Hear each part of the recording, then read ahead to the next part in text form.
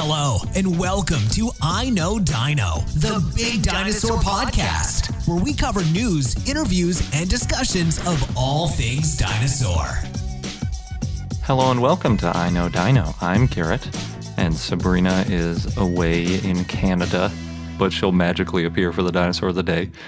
Today's podcast is brought to you by the Royal Tyrrell Museum, which is located in southern Alberta, Canada. It's one of the top paleontological research institutes in the world. The entire museum is dedicated to the science of paleontology. It's definitely a must-see for every dinosaur enthusiast. More information can be found at tyrrellmuseum.com. This week, our dinosaur of the day is Afrovenator. We have a ton of dinosaur news, and it's episode 99, which means the next episode will be episode 100. So in case you missed out earlier, we have special Patreon things happening right now. Typically, at the $1 level, you get access to our patron-only feed on patreon.com. The $5 level, you get a shout-out every month that you've probably heard before. At the $10 and $20 levels, you get an ad-free version of the podcast. And at the $20 level, you also get copies of all of our ebooks. And I think we're up to about 4 dinosaur ebooks. So it's pretty good if you're into ebooks. I know you're already into dinosaurs. And for the next couple days, if you get in before the deadline, at $1, we'll give you a shout out in our special 100th episode video. At $2, if you leave us a voicemail, we'll include it in the 100th episode. And we'll give you the shout out in the 100th episode. At $5, we'll send you a postcard from SVP, as well as the voicemail and the shout out. At $10, we'll make a special personalized video for you at SVP, as well as the postcard, the voicemail, and the shout out.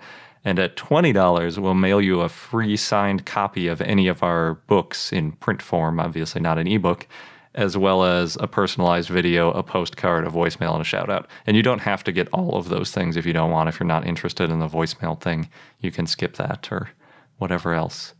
So if you're interested in joining our growing Patreon community, please go to patreon.com/iknowdino, and Patreon is Patreon. So now jumping into the news, there's a new giant titanosaur that was discovered in South America, but rather than Argentina, this one's from Brazil, and specifically it's from southeast Brazil near Sao Paulo, to be specific. It's named Austroposeidon magnificus, and the Austro means southern, in allusion to South America, and Poseidon was selected because of the Greek god with the same name, who was supposedly responsible for earthquakes. And I'm not sure if that's because it was so big that it was earthquakey, or what exactly that's about. And then magnificus is basically because it's so big and magnificent. Pretty simple. So they found several partial vertebrae and a partial rib in a late Cretaceous formation. The vertebrae are really big, and several are almost half a meter tall, more than 1.5 feet for a vertebrae. You know, in our back, it's probably like an inch or two, so pretty impressive. The authors claim that it is the first giant titanosaur discovered in Brazil, and it does look pretty huge. They estimate the length at 25 meters or about 82 feet, while the previous longest from Brazil was about half that length.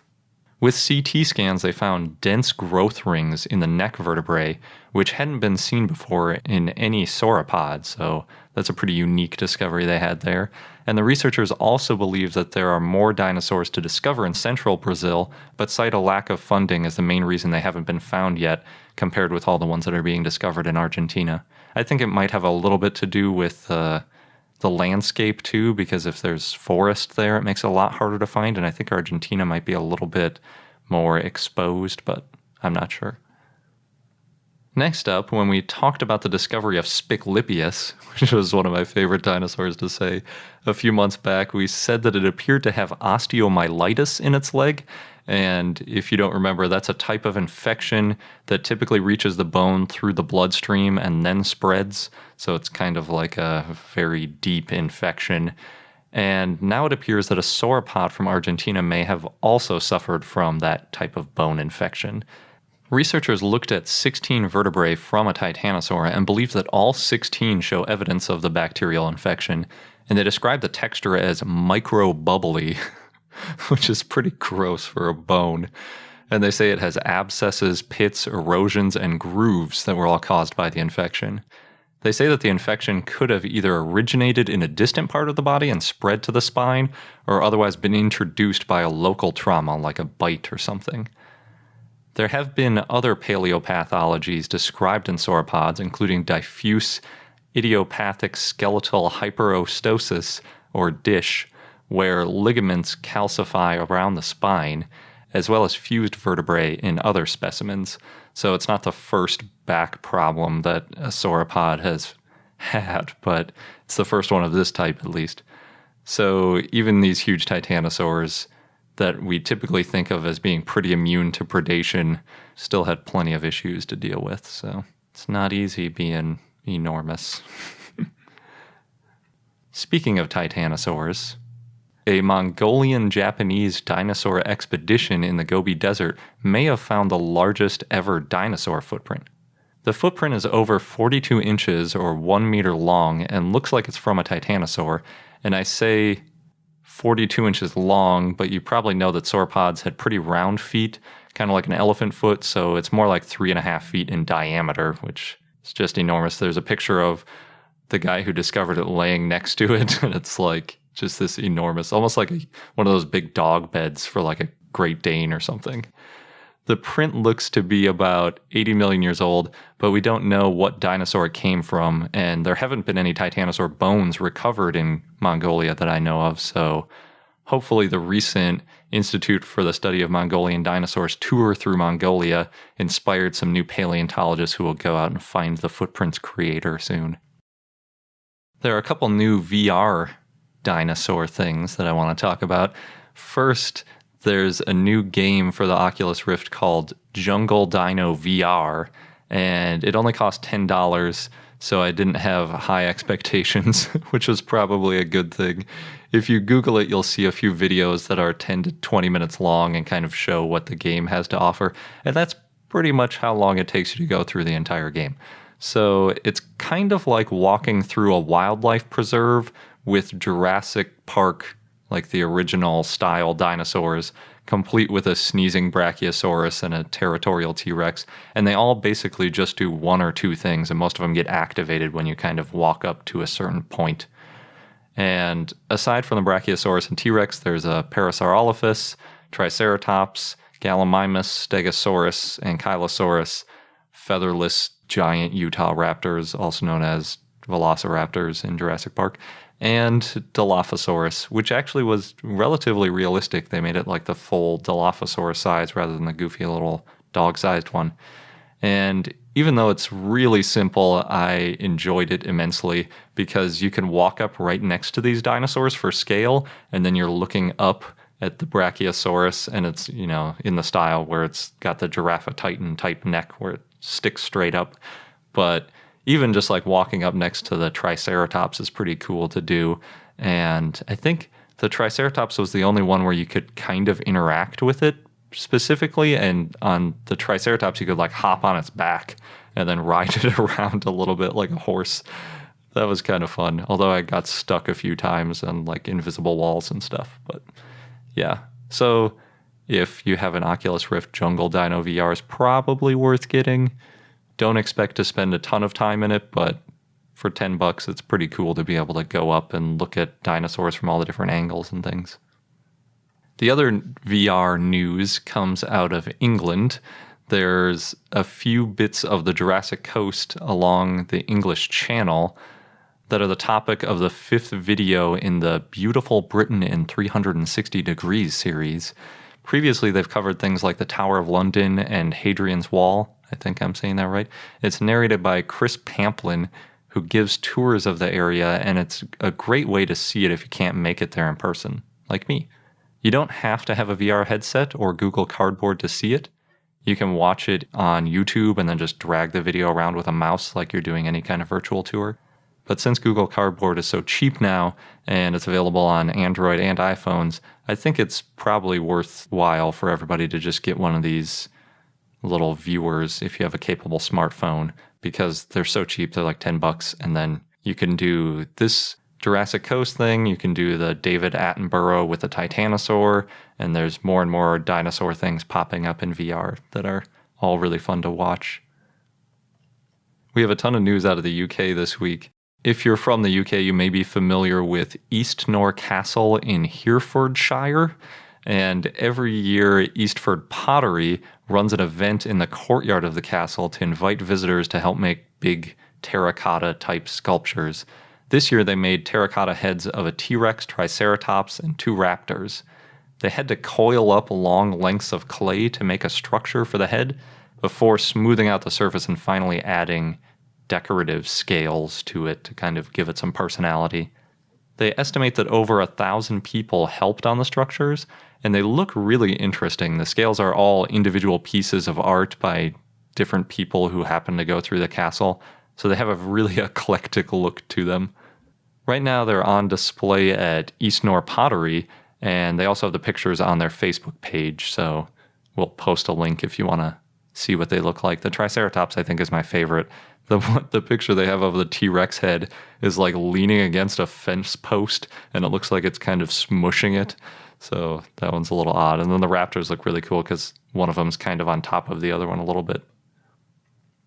Thanks to Patrick, who shared this one with us on Facebook, more UK news. Aardman, the stop-motion studio behind Wallace and Gromit, have begun production on a new film called Early Man, and they released a trailer to celebrate. In the very brief trailer, it shows a caveman and a wild boar type thing running away from some huge dinosaur-like head.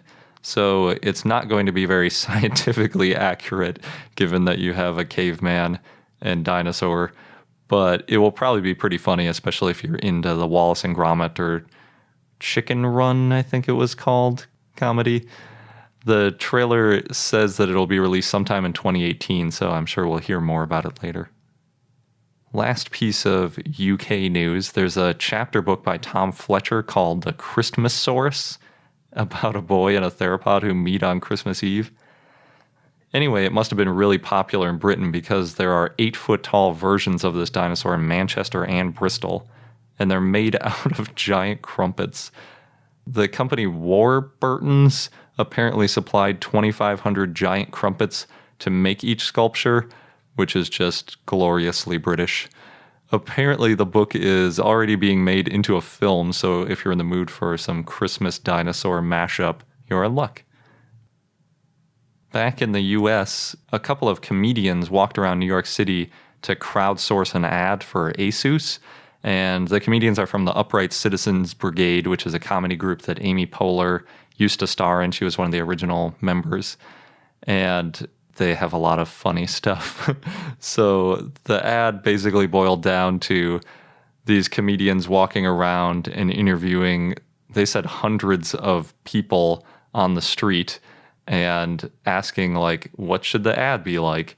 So it starts out on like a beach with a T-Rex in the background, and then they end up going to a club, and then there are aliens, and then like a Godzilla scale T-Rex pops in and starts destroying the club. So it's pretty funny if you're into short comedy videos and these crazy stories. It's kind of like Drunk History or something like that, where it's just all over the place and they have the voiceover going over the actors. It's pretty cool. And last in the news, there's a new dinosaur theme park in Moab, Utah called Moab Giants Dinosaur Park. It focuses on dinosaurs from Laramidia, or Western North America back in the Cretaceous, and it's primarily outdoor dinosaur recreations. It's cool that they did Laramidia, since that's where Utah was back then, and I was pleased to see that they gave a lot of them featherish surfaces rather than scales, and they all look pretty great, especially for outdoor sculptures, which, you know, have to be a little more durable than some of these indoor museum displays. They also have a building that shows different types of dinosaur tracks and 2 theaters. One of the theaters is something I've never seen before. It's called a paleo aquarium, and really aquarium should be in quotes because it's just a room with screens on all sides of it, and then you put on 3D glasses, and there are plesiosaurs and things swimming around, and in their intro video they show one of them like attacking the, screen, so it looks like you're going to get eaten by a giant megalodon or something. And on the site they also have a cafe and a bunch of kids activities, so it looks like a pretty good stop. It's a little bit on the expensive side, with adult tickets going for $16 and youth tickets going for about $12. But it's almost certainly worth it if you're going through the area on the way to something else. It's kind of in the middle of nowhere. Before we get into the dinosaur of the day, we have another word from the Royal Tyrrell Museum. The Royal Tyrrell Museum is one of the largest and most respected paleontology museums in the world. The museum takes you on a journey through time that brings you face to face with some of Canada's mightiest dinosaurs. With 9 ever-evolving galleries, fun hands-on activities, and the rugged beauty of Alberta's Badlands that yield the greatest diversity of dinosaur fossils in the world, there's something for everyone. Yeah, and for those of you who may not be able to make it out to Drumheller, Alberta, where the museum is, they do offer distance learning programs, which sound awesome. So they have one that's the Royal Tyrrell Museum Virtual Visit, and it's basically this interactive visit, and they guide you through their galleries and exhibits, and it's for group sizes of up to 35 people. There's also a program called A Museum at Work. This one's geared more towards students, grades 7 to 12, it says, but it's also available to the general public. And in this one, you get to meet some of the people who work at the museum. So this includes fossil technicians, educators, exhibit designers, librarians, marketing staff, and more people. So you get a wide range, a feel for what it's like to be at the museum or to work at the museum. So distance learning, if you don't know, it just means that it's a way to virtually learn. And a lot of common ways to do this is through like online courses. And so you don't have to physically be at the site. And there's all different kinds of ways to do it. You can have more video interaction, more this interactive type. It sounds like a lot of Q&A with the Royal Tyrrell stuff. There's also just sometimes straight online and text. It just depends on the program. Okay, interesting. It's definitely a good option if you have a bunch of people that want to learn about dinosaurs. Yeah, they have other programs too. And again, though some are more for students specifically, so they also have a program called Experience Paleontology, and it says it's award-winning, and you have 3 one-hour sessions once per week, and this is limited to just 3 students per site, and it looks like it's very personal and very tailored to the students taking it, so I'm sure you learn a lot. Cool. So if you're looking to support paleontological research, the museum also has a membership program that supports its scientific research, exhibits, and education programs and offers unlimited admission to the museum. And more information can be found at tyrrellmuseum.com, and that's TYRRELL museum.com.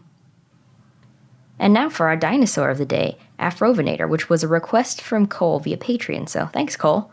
The name means African hunter, and it was a Megalosaurid theropod that lived in the Middle Jurassic in what is now Africa, and specifically Niger. Fossils were found in 1993 in Niger near a sauropod named Jobaria, and Afrovenator was described in 1994 in the journal Science by Paul Sereno, Jeffrey Wilson, Hans Larsson, Didier Dutheil, and Hans-Dieter Suess in the paper Early Cretaceous Dinosaurs from the Sahara. Originally, it was thought to have lived in the Cretaceous until sediments at the Tiouraren Formation, where it was found, were further analyzed, and they found that it was actually from the mid-Jurassic instead. One nearly complete skeleton was found, and it was most of the skull, parts of the spinal column, partial forelimbs, partial pelvis, and some of the hindlimbs. The type species, and only species, is Afrovenator abacensis, and the species name refers to Abaca, the Tuareg name for the area of Niger where Afrovenator was discovered. It was about 26 feet or 8 meters long and weighed about 1 ton, and it was bipedal and had 3 claws on each hand, and it had long forelimbs and lower legs. It also had a pretty flat skull. The length is almost 3 times the height, though some of the skull is missing, so it might not be that flat. It has a few distinct traits, such as a low rectangular spine on the 3rd neck vertebra and a flat, crescent-shaped wrist bone. It was lightweight and probably pretty fast, and its maxilla had 14 tooth sockets, though no teeth were found. There's no direct evidence that Afrovenator hunted Jobaria, but this may have happened, or at least Afrovenator may have gone after the juvenile Jobaria sauropods. A skeleton of Afrovenator is now at the University of Chicago. And again, Afrovenator is part of the group Megalosauridae, though Sereno originally described Afrovenator as a basal spinosauroid, and another study in 2003 found it more closely related to Allosaurus, though no one else has concluded that. Huxley named the family Megalosaurid in 1869, and it was a wastebasket group, which means it included a large variety of unrelated species like Dryptosaurus, Ceratosaurus, Velociraptor. This group lived in the mid to late Jurassic, about 170 to 148 million years ago, and they've been found in Europe, North America, South America, and Africa. They're cousins of Spinosauridae, and the group includes Afrovenator and Torvosaurus. Thomas R. Holtz offered an alternate group definition as all dinosaurs more closely related to Megalosaurus than to Spinosaurus, Allosaurus, or modern birds. They're primitive theropods, small to large size with sharp teeth, and they had 3 claws on each hand. Big predators are usually harder to find than prey, so not too much is known about megalosaurs, but Megalosaurus did look similar to T-Rex and may have been covered in proto-feathers. Big hairy guy. Yeah. Sort of like hair. And our fun fact of the day comes from a question that I was kind of pondering, which was, we know that birds are dinosaurs since we can show that birds evolved from dinosaurs, and that alligators are reptiles because they evolved from other reptiles. But why aren't dinosaurs considered fish since we know that dinosaurs evolved from fish? Well, basically, it's because dinosaurs are a monophyletic group, and that means that the clade Dinosauria includes dinosaurs and all of their descendants. It's kind of the typical way that things are described in phylogeny and cladistics, whereas fish and reptiles are paraphyletic groups, which means they only include particular descendants. And since we don't have nice, clean definitions, it leads to a lot of room for interpretation for what should be included. So reptilia or other paraphyletic groups have all sorts of arguments that go on about what should be a reptile and what shouldn't. In fact, depending on who you ask, birds are either reptiles or aren't reptiles, and since reptiles are paraphyletic, there isn't really a right answer. This is the same reason why we don't consider humans to be fish or reptiles, because both fish and reptiles are paraphyletic groups, and we just kind of arbitrarily say, like, people don't count. We're our own thing. So most scientists kind of seem to prefer monophyletic groups because they're much easier to understand and leave less room for interpretation. And I definitely prefer them because it gets really confusing when you start talking about reptiles and then you have to make all these exceptions. Whereas dinosaurs, it's just, well, they evolved at this point and then anything that came after them is also a dinosaur, including birds. Although then you have to say non-avian dinosaurs, which I guess are like a paraphyletic group. Anyway. Interesting. Yeah.